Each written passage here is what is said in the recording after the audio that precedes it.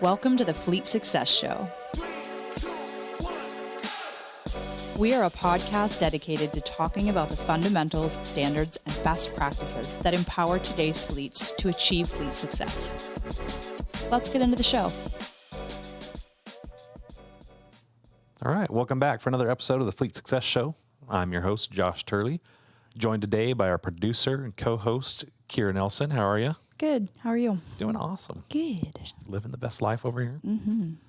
So today we wanted to talk about kind of building your personal brand and specifically using LinkedIn. We just ran through a LinkedIn challenge over the last month. I wanted to talk a little bit about some of those, the lessons that we learned from that, the benefits of that, what all goes into it. And so the first thing for us is like, we really like LinkedIn as a platform just for networking. Like it's very, very business oriented.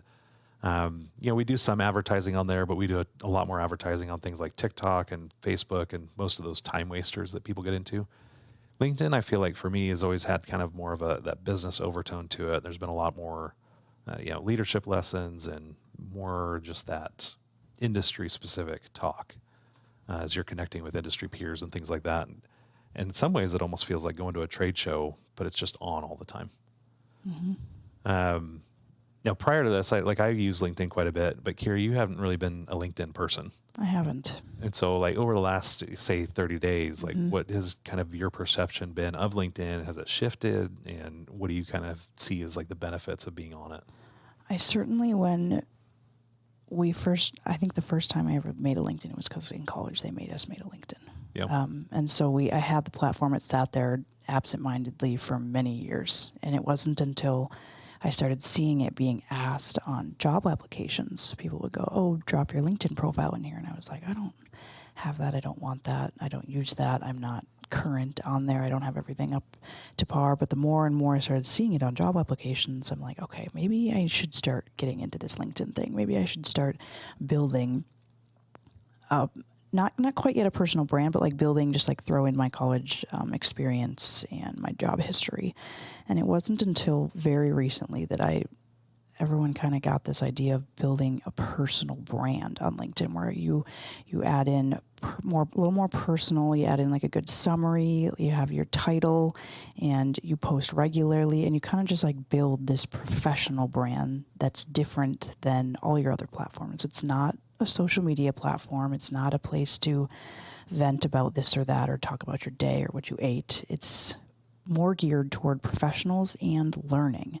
And so as I dove more into LinkedIn, and I found that they had lessons and classes you could take, and that all of these great, not only politicians, but just higher ups and even just the regular day-to-day people were just posting and sharing their experiences in their life on here in a way that was vastly different than I had ever seen it posted about online. You really kind of become in love with the types of content that is on it. It's just much more professional and intelligent. I don't quite feel as ridiculous scrolling through it for 20 minutes. You get more value out of it. Truly. You grow up a little bit with it. Truly. Well, and I think too, I love that there's a setting you can keep the politics off the feed, right? So like if something's a political post, you can flag it and then it won't show up on other people's feeds, which I appreciate. I think the other thing that I see when I look at the personal brand, right, is that it's not just a digital resume, but it's a way for you to kind of showcase who you are as a talent and who you are as an individual. And maybe not personally, right, but definitely professionally. And so what I've seen is just from our standpoint, as I've posted and as I've talked to people during the recruiting process, they go in, "Oh yeah, I checked you out on LinkedIn and I love all your posts." In fact, I just had somebody at church yesterday say, "Oh, I love following you on LinkedIn." I'm like, "Oh, I didn't know that you were following me." Like we weren't really connected. And so what's fun about that is that as candidates are looking at your profile and they get to know who you are, it actually helps screen them out a little bit. Right? Like, do they like what they're seeing on LinkedIn? Does it draw them in? We talk about culture being like a culture magnet. And, like if you're a leader, you can help kind of recruit people to you if you have this, brand that you have on LinkedIn. Like, what do you want to be known for? Do people agree with that? Or do people say, yeah, no, that's not really my cup of tea. I want to do something different. So I really like that idea from a recruiting standpoint. But then the flip side is, as a job seeker, right, is if people are looking at your profile and looking at the posts you're making, I mean, people look you up on social media anyway, but having like this very tailored, hey, this is what I'm like professionally. This is what I care about professionally. This is some of my work professionally. I think that gives them a really good insight on what kind of employee you are and what kind of team member you're going to be. And it's about having control of that message. That's what branding really is. It's about controlling the message about you. I think it's helpful for tone as well. When you're looking at somebody's resume and you read, it's very black and white.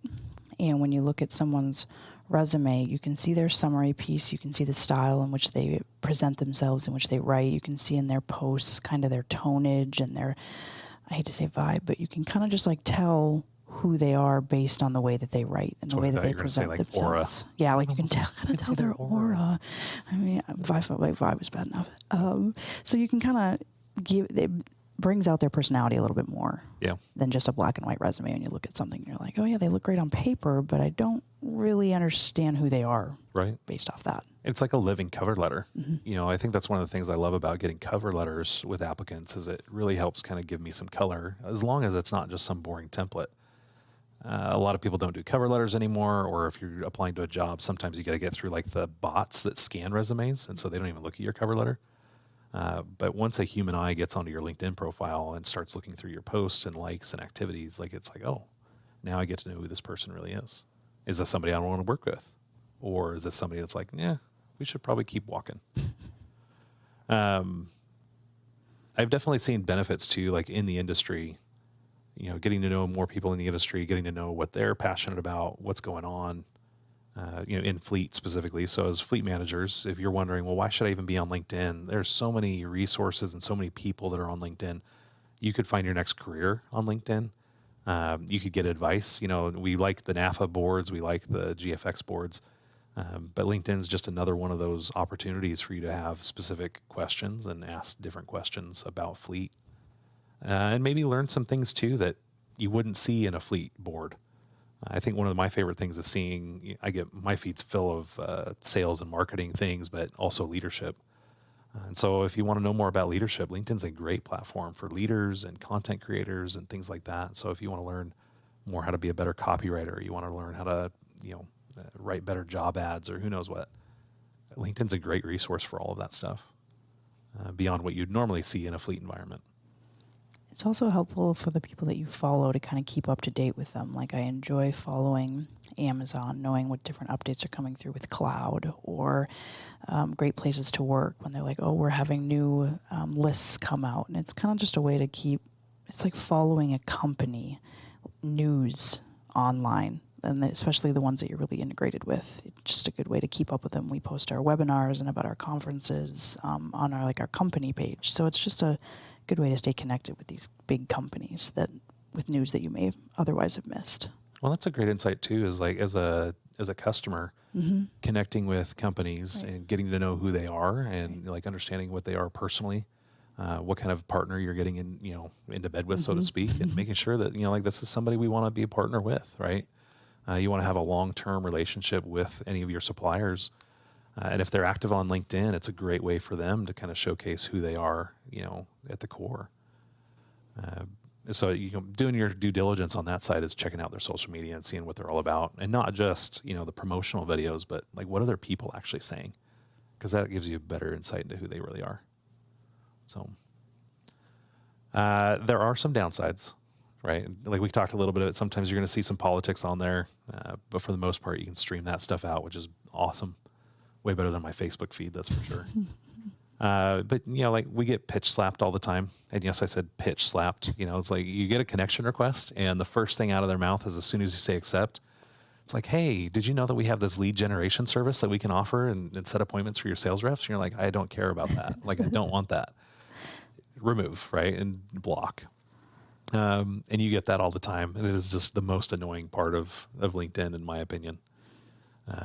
If you're a woman, I've heard several times, I've never been hit on LinkedIn. Maybe I'm doing something wrong, but, you're not missing anything. You can, where you get hit on or something like that, it comes around. And so like, it's like any other social media. There's pros and cons to that side of it. I will say it's much less addictive than like a TikTok or a Facebook. It doesn't have that same neural feedback that those social medias have, where they're trying to keep you ensnared. By the way, a total sidebar, but if you have not watched The Social Dilemma on Netflix, you totally should. Just mind-blowing what they designed and what it was intended to versus what they actually ended up creating, and just how they preyed on the addictive nature of, just human nature, really, to keep us scrolling and keep us glued to the screens. LinkedIn doesn't necessarily have that. And so I kind of appreciate that about it, is I don't have that same draw. I mean, that's still the notifications and you still want to go see what's going on, but for the most part, you can kind of turn that off. And if you just check it once a day, you'll still be really, a lot better for it. It's also not quite so inundated with ads. Right. Well, and ads, I feel like, are half the addiction. It's literally half of my other socials, if not more. Right. Yeah, they have like the banner ad at the top, and then that's pretty much it. Most of them are all just going to be Posts. Content related to you and your connections.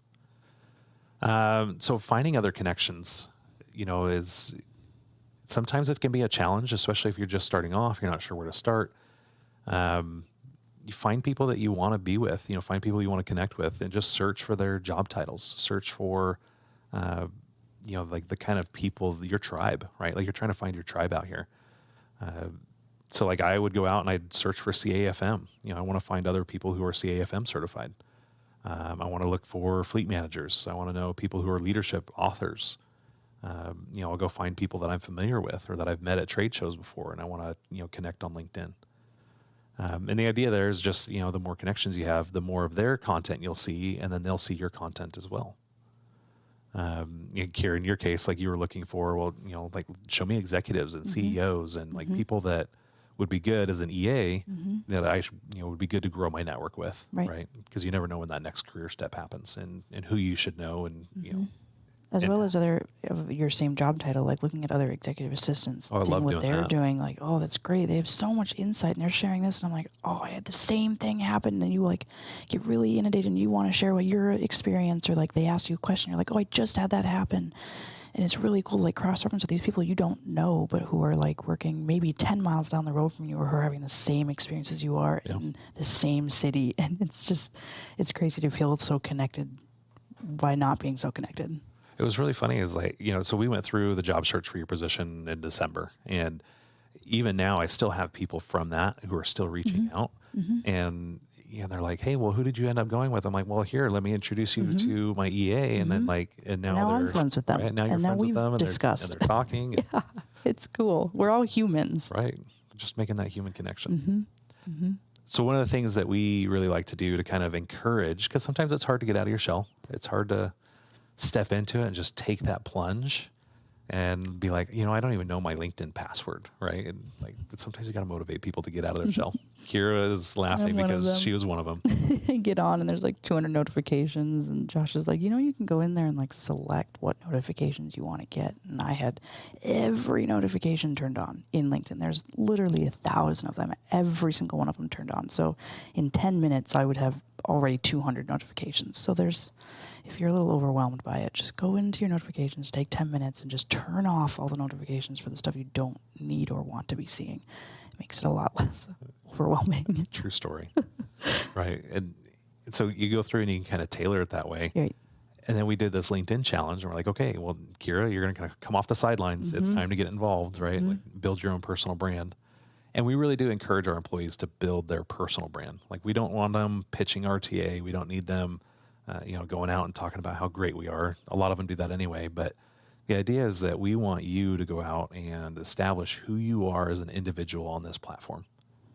Because, just like we want to encourage people to save in their 401ks or their pension and their retirement, your personal brand is going to be that thing that gets you your next job. And so we really want to invest in people and try to teach them and help them find that next thing, so that as they're growing and building, like they're ready for it. So we do this LinkedIn challenge, and it's basically, we call it the 10-3-1. And we got this from my good buddy Casey Graham over at Gravy. And the way it works is we want to have you do 10 new connections every day. So throughout the month, we'll do this for like 30 days, 31 days, whatever, how long the month is. And every day we want to have 10 new connections. So by the end of the month, you should have about 300 new connections. And a lot of people get stuck there and they're like, oh my gosh, 10 new connections every day. I will tell you that that's probably the easiest part. I struggled a little bit this last time, but the time before I did it, I had like 500 connections. That was the easier part. I thought that part was going to be harder than it was. Yeah. It wasn't. Like that one came around pretty quick. And I've got some tips on how to build connections too. So that's the 10 new connections every day. The second part is 3 comments. And this is the one that actually drives the most engagement. And it's probably the one that people get, like they overlook. But if you just go onto somebody else's comment or post and just make an insightful comment or engage with them or ask them a question, the idea is that that will actually drive more engagement and more connection with not only the person you're commenting on, but anybody else who's seeing that. And you'll get a lot of connections just as collateral from posting and on other people's stuff. And that's the one that too, like it tells other people that you're listening and it shows that you're engaged on the platform. And LinkedIn will then show you more stuff like the stuff you're commenting on. And it kind of helps curate your content that way.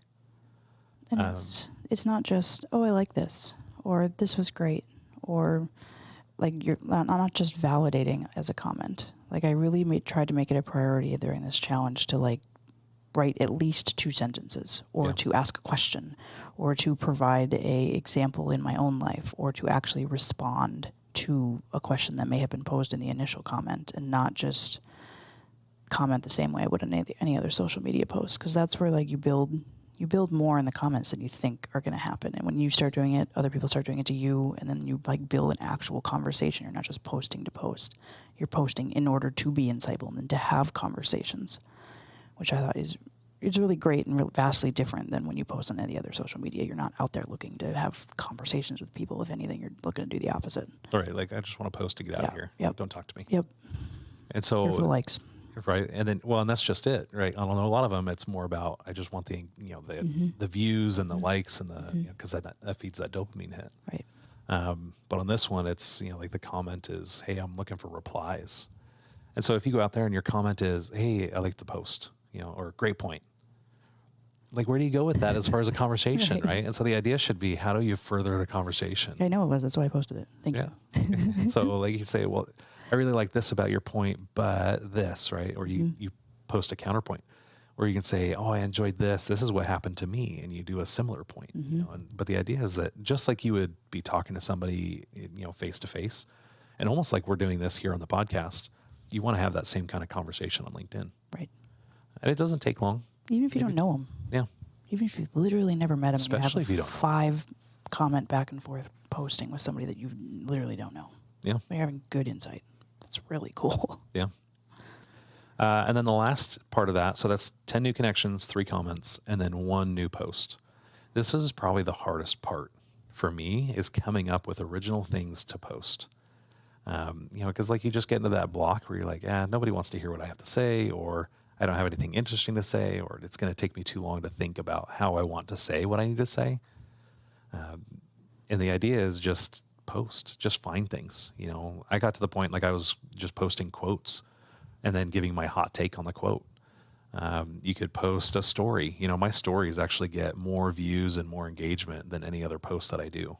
Well, why? Because they're real and they're usually engaging. There's some conflict, there's resolution.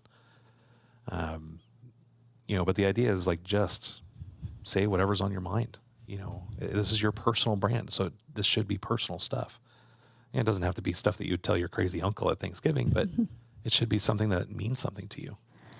I think this is where Gen Z and millennials kind of, we struggle with putting authentic content online, because that's not the kind of content that we generally post on our other socials. It's very... Well, yeah, because it's all filtered. It's all filtered. It's all fake. It's all got this kind of allure to it where it's just like, it's a step back. It's not personal. It's not vulnerable. It's not real. And so coming onto the LinkedIn platform where you're posting insightful and complete sentences, like, it's just vastly different. But there's no emojis and no, hashtag this, right. Emoji this, photo, selfie this. No, it's I remember just, the day they added hashtags to LinkedIn. You thought there was going to be like a mutiny. Was there not always hashtags on LinkedIn? Yeah, no. Couldn't do, and then you couldn't do videos, and the platform has come a long way. I believe you. I'm here now, starting. But yeah, it asks you to be a little different. Right. Much different than you would be on your other socials. And so like in that way, that's one of the reasons why I like it as a business platform. And they've done a great job keeping it on brand for that. Especially in light of all the new upstarts, like when Insta came off and when TikTok came on, like it was just, you could tell that some of that influence was coming over, but they still did a good job integrating some of those features without losing the soul. Agreed. So when you're going through, kind of advice on like sending connections and things like that, that was the only one that I hadn't talked about was when you do connections, I am guilty of this, is I would just scroll through my phone and press the connect button. Until LinkedIn yells at you. You've sent a lot of connections out recently. You can only send so many, right? So don't like do 100 in a day. I don't think it lets you even. No, like because it'll think you're a bot and it'll kick you off. Right. But that's why we do 10 per day because it's just about the right amount. That if you're doing 10 per day, that's about 70 a week. And I think 100 or 150 is where LinkedIn starts yelling at you and saying, this is fishy. The other side of that, though, is that I have seen that it's a lot better when you send a personalized message, right?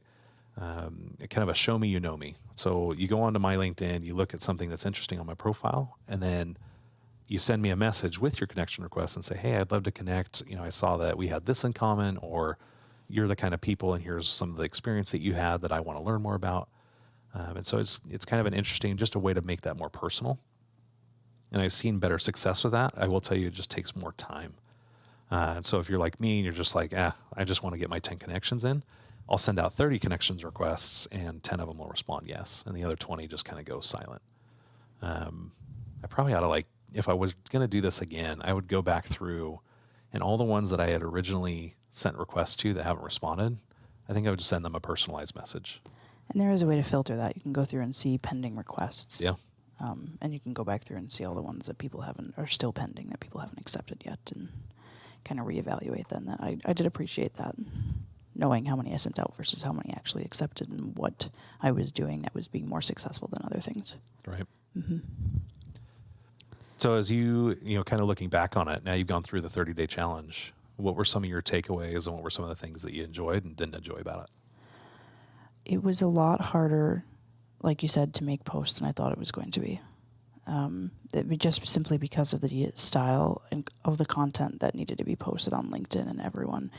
I think, too, that you kind of get overwhelmed with the people that you follow who have either been posting on LinkedIn regularly for years now or who are already really important or are these big people or these big companies. And I'm like, I don't have anything to say that is anywhere near as insightful as all these other people. And so, pushing yourself to be able to say, I can say something even if it gets 6 likes or 4 comments. I'm still putting myself out there and I am building a brand so people can go back through my posts and review what I've said and the style of what I believe. And that's more important than the likes and the mentality of just posting to post. So that was probably the hardest challenge. I think the coolest thing that came out of it was how many similar people I found just in the area, like I was saying about executive assistants, just other people in the Phoenix area, or they say, oh, you may know this person that went to, for my experience, the University of Minnesota, or this person is also a U.S. Army veteran, or this person also worked with you at Axon, and you can go through and go oh yeah, I do know these people, or connections that you didn't know, and people that are connected to you in ways that you never would be able to have known and just not being on that platform. Yeah. So I really enjoyed broadening out my sphere of connections. And probably the last thing I would say is regarding the photo.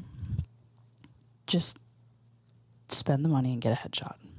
Right. Do not put a selfie out on your LinkedIn. That is when we're looking through at when we're applying, when we're looking at people who are applying for our positions on LinkedIn or the people that don't have photos at all, you're just having a professional headshot says so much about you. Just the fact that you are professional enough just to have thought about it just a little bit. You can go out and get a headshot for, you can spend upwards of $100, you can spend $30. Either way, go stand against a white wall and put on a suit jacket and just have somebody take a photo of you and throw it up on LinkedIn just to get that little extra finesse of not, this is a selfie, and you can tell that 5 other people's faces have been cropped out of this photo. Right. Just like the You're like speaking from gentle piece of experience here. advice. Yeah. Like I love you. I love your resume. I love speaking with you. And then I hop over to your LinkedIn and I see that and I'm like, okay. We could use some work here. Okay, we could use a little bit of work. It would have been just to put you a little bit further off if you'd just taken a photo of yourself against a white wall. Although I will tell you, like James had a lot of success with Izzy, his golden doodle. So he took a picture with his dog, and that worked really well for him. I mean, it's an adorable golden doodle puppy. Totally is. Who could say no to a puppy? I didn't even notice James is in the background. You look at the photo and you're like, oh my gosh, look at the cute puppy. Yeah. Animals always work. Yeah, always. So if you're needing some ideas around there, happy to help you on that. But that's going to do it for us for this episode. So as always, just a reminder, if you are interested in the Fleet Success Playbook, we're going to have new prints coming out of that. You can email us over at podcast@rtafleet.com or check out the resources at fleetsuccessplaybook.com. And then we have the Fleet Success Summit 2.0 coming up, Las Vegas, spring of 2023. In fact, those dates are, I want to say, March 21st and 22nd. Or March 20th and 21st. It's sometime there. So if you really want to know, you can go to fleetsuccesssummit.com and you can go check out that, get registered, start getting some more information on our 2023 edition. It is March 21st and 22nd. Thank you. So anything else? I think that's all we got. All right. Enjoy the rest of your week, and we'll see you next time. See you next time, guys. Thanks for joining us on this episode of the Fleet Success Show. If you like the show, we'd appreciate your 5-star review. Be sure to subscribe anywhere you listen to podcasts and come hang out with us on social media at Fleet Success. See you next time.